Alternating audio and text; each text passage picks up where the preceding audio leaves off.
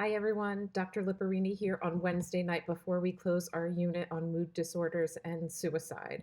I wanted to take a couple minutes to do a video because what I want to talk about, I think it underscores, or there's just no way to talk about what I'm asking you to do unless I'm doing it as well. And I thought video was the best format to do that.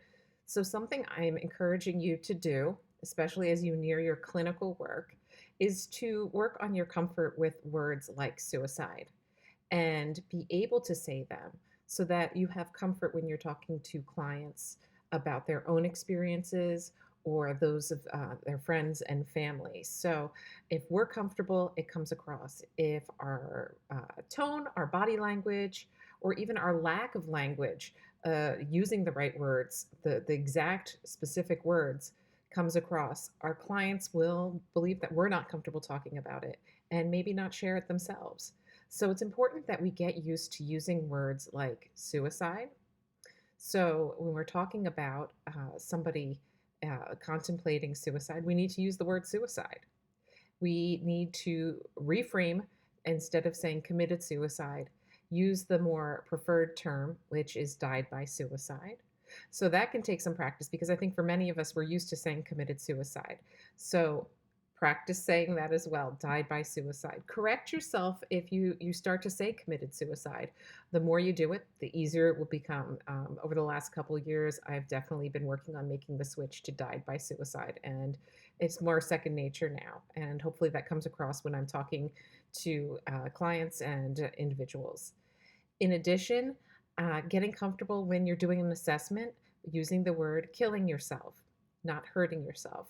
As our unit materials talked about, those are two very different things and will elicit two very different answers. So, again, if we want clients to feel comfortable disclosing any thoughts or behaviors related to suicide, killing oneself, we need to be able to use the accurate term. So, instead of dancing around it, we need to put it out there. So, using the term, are you having thoughts about killing yourself? Do you have a plan to kill yourself? Do you have means to kill yourself? So that takes work. And as you're saying those words and you're getting used to it and you're practicing it over and over again, watching your nonverbals that come along with it, you're going to feel nervous and maybe really uncomfortable when you first start asking those questions and receiving answers to them. Some of you have done crisis work, so this might be easier for you. But for some of us, we're bracing ourselves and praying that they don't respond in the affirmative to any of those questions. But we have to make sure that our body language, our facial expressions remain calm and open to whatever our client is going to share with us. So, this is my ongoing assignment to you or challenge. It's to practice using these terms. So it can seem silly, but you could record yourself in a video, play it back, talk to yourself in the mirror, just even talk out loud if you don't want to look at yourself at first, but using terms. So again, died by suicide, thoughts of killing yourself or someone else, right? So we're also going to be talking about threats to others, risk to others. But at this point, getting really comfortable and using the language that's going to best help our clients.